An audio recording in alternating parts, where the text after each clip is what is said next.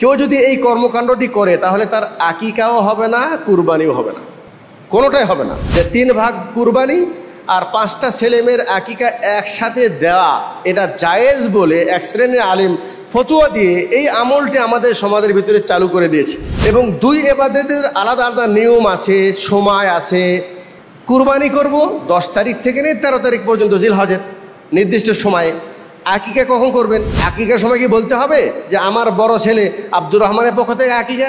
নামের কোনো প্রয়োজন নেই। বিসমিল্লাহ, আল্লাহু আকবার। আহলে হাদিস আন্দোলন বাংলাদেশ, আসুন পবিত্র কুরআন ও সহিহ হাদিসের আলোকে জীবন গড়ি।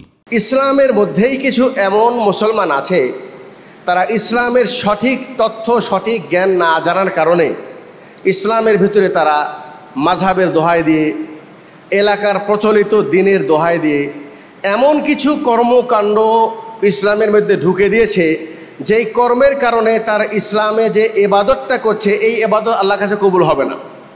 তার ভিতরে একটি উদাহরণ দেই।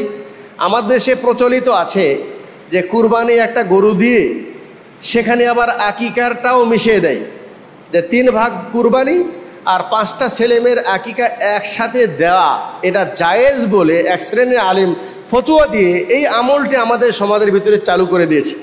কিন্তু এর প্রতিক্রিয়াটা কি? সেটা হলো এই যে কুরবানি এটা একটি ইবাদত এবং আকিকা এটাও আর একটি মুস্তাকিল নির্দিষ্ট আলাদা ইবাদত, এবং 2 ইবাদতের আলাদা আলাদা নিয়ম আছে, সময় আছে।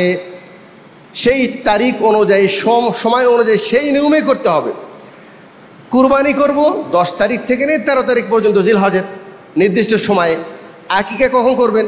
আকিকা করবেন যখন আপনার সন্তানের বয়স হবে 7 দিন, ছেলে হোক বা মেয়ে হোক। যখন জন্মগ্রহণ করেছে, যদি পারেন, সামর্থ্য আছে, ছেলে হলে 2টা পশু, মেয়ে হলে একটা ছাগল দিয়ে আকিকা দেন, সুন্দর। কিন্তু আপনি যে অতি বুদ্ধিমান মনে করে সেই সময় আকিকা না দিয়ে পরবর্তীতে এক গরুতে আকিকার কুরবানি মিলিয়ে দিচ্ছেন, এটা আপনি ইসলামকে নিজের স্বার্থে ব্যবহার করছেন। ইসলামের ভিতরে আপনি এমন একটি বিবেকী আমল শুরু করে দিয়েছেন যার কারণে আমাদের গবেষণা অনুযায়ী কেউ যদি এই কর্মকাণ্ডটি করে তাহলে তার আকিকাও হবে না, কুরবানিও হবে না, কোনোটাই হবে না। অতএব আকিকা আলাদা দিতে হবে সময় মতো এবং কুরবানি আলাদা দিতে হবে সময় মতো। সমাজে এমন কিছু কর্ম আছে যে কর্মগুলি মানুষ সওয়াবের আশাই করে, কিন্তু আসলে সেটা সওয়াব নয়, বরং ওই কর্মের কারণে সে গুনাহগার হবে। সেটা কি? যে মসজিদের ইমাম সাহেবের হাতে কুরবানি জবাই করলে এটা সওয়াব বেশি। আর এটা কেন মনে করে যে ইমাম সাহেব কুরবানি জবাই করার আগে এত লম্বা আরবি দোয়া পড়ে, ওই দোয়া পড়া শুনে সাধারণ জনগণ মনে করে এত লম্বা দোয়া মুখস্থ করতেও পারবো না, আমার দ্বারা কুরবানি করাও সম্ভব না। অতএব ওই ইমাম সাহেব কুরবানিও করে, আবার চিন্তা করে ইমাম সাহেব যখন আমার কুরবানিটা করে দিল তো কুরবানির মাথাটাতে ইমামেরও হক বেশি। অতএব ওই ওনার জবাইয়ের বদলাটা কুরবানির পশু দিয়ে আদায় করে।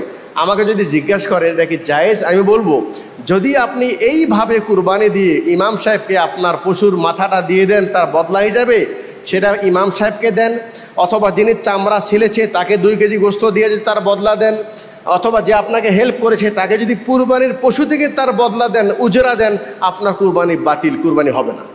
কিন্তু এখানে সঠিক মশলা কি, সহজ মশলা কি? সেটা হলেই আপনার কুরবানি আপনার হাতে জবাই করা উত্তম। কি করতে হবে? লম্বা দোয়া পড়তে হবে না, শুধু বলতে হবে বিসমিল্লাহি আল্লাহু আকবার, এতটুকু। এটা কে জানে না বলেন? এটা সবাই জানে, বিসমিল্লাহি আল্লাহু আকবার, এতটুকু বলেই আপনার পশুর উপর আপনি জবাই করে দেন।